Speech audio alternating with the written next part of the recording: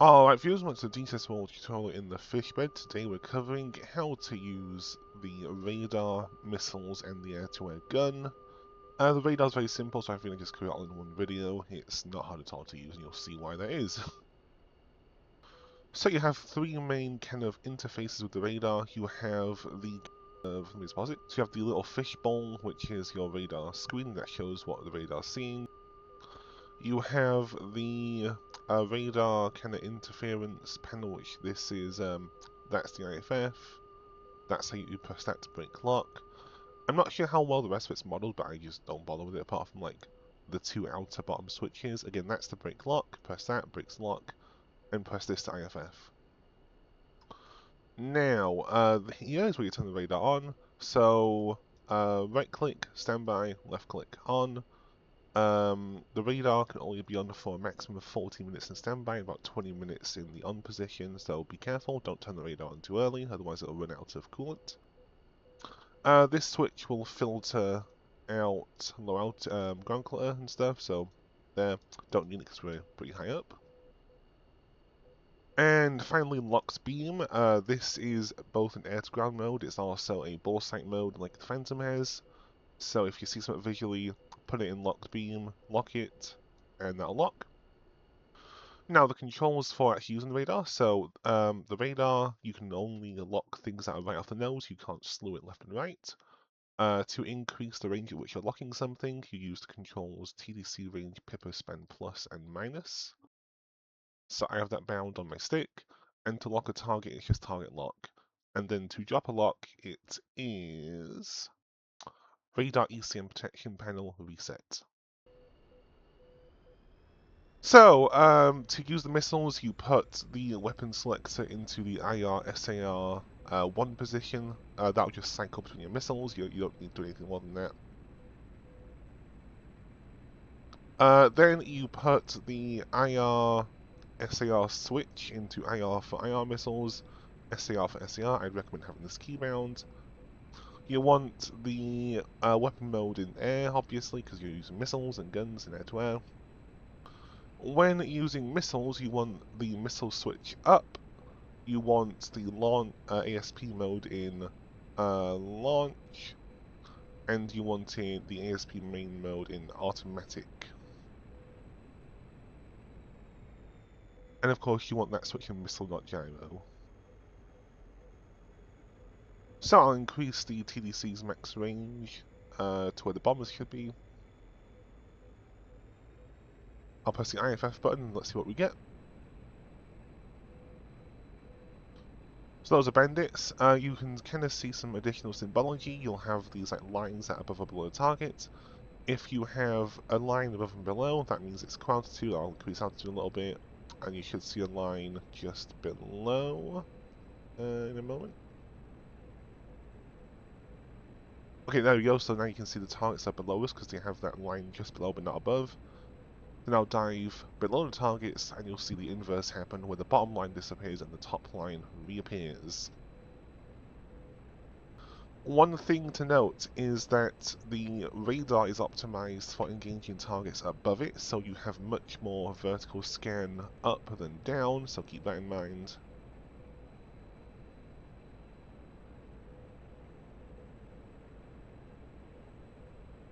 Okay, so one of the bombers is about to be in range, so I'll hold the target lock. Okay, now the symbology has changed. So when you lock a target, it will switch from being a top-down kind of B-scope to being basically showing where the target is. So you can see if I come left.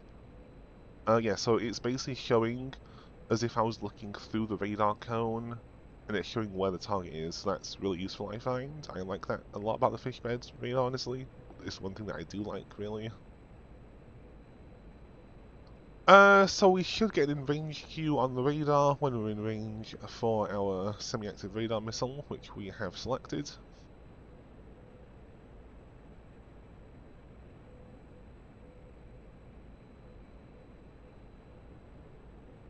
Of course, with these missiles being fairly archaic. Yeah, okay, so we're in range. Oh, sorry. Okay, so that tone, like in the fulcrum, just means the missile has a lock. It doesn't mean we're in range yet, though. That's what that tone means.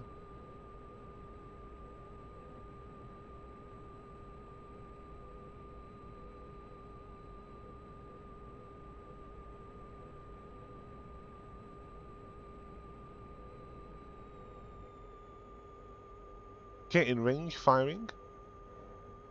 And Fox 1. As you can see, these missiles have really short range for a semi-active radar missile because they are based modified MiG-21Bis for the radar seeker. So, drop lock. Now we'll go with the R60s. These are the M variant, which are the all aspect ones.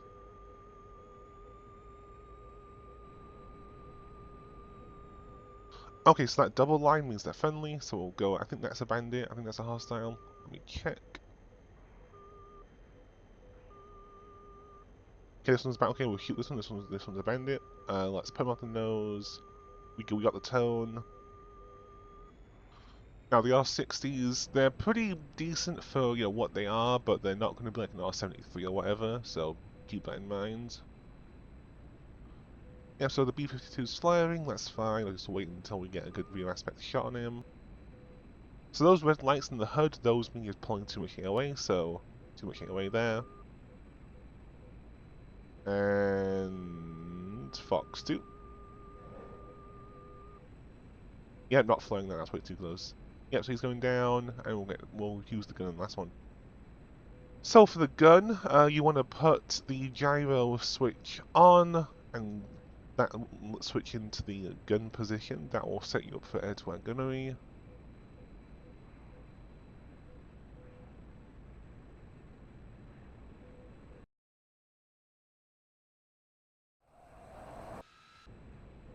Okay, so there is a B-52 out here. Oh yeah, why is he so low? That's weird. Okay, whatever. So I'll put the altitude switch on, lower on, so that should filter out some ground clutter, hopefully. Also, I don't really use this again, but I'm just going to put the low speed button on, so that'll optimize the radar for tracking like low speed bombers and stuff. Okay, I think I see the bomber. Yeah, there he is, got him. So I'm going to use the locked beam mode for this. I'm going to put locked beam on with a left click. And that's essentially turn the radar into a ball-sighted mode. Where's that bomber gone?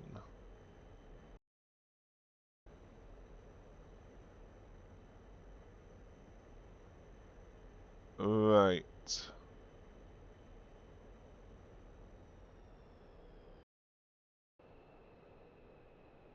Okay, I see him. There he is. I see the smoke plume.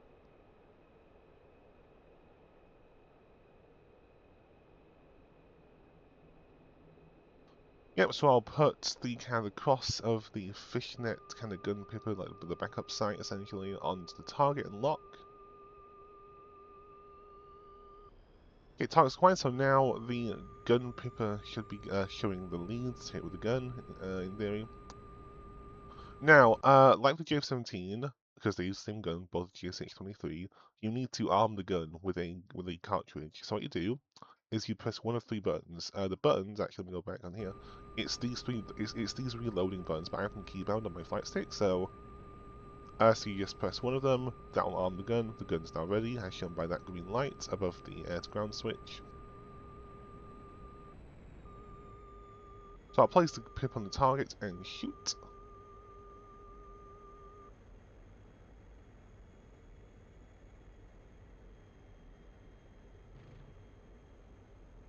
I was a bit short, that's fine. Yeah, this sight's not terribly accurate, but it's better than nothing, I guess. So I'm going to come under and just kind of saw him in half, hopefully.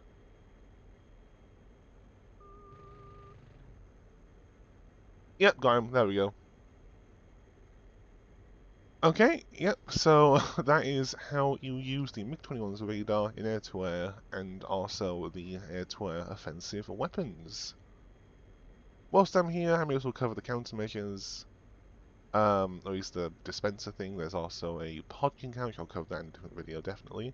But, so for the countermeasure, you just flick this on and press it, it'll dispense flares.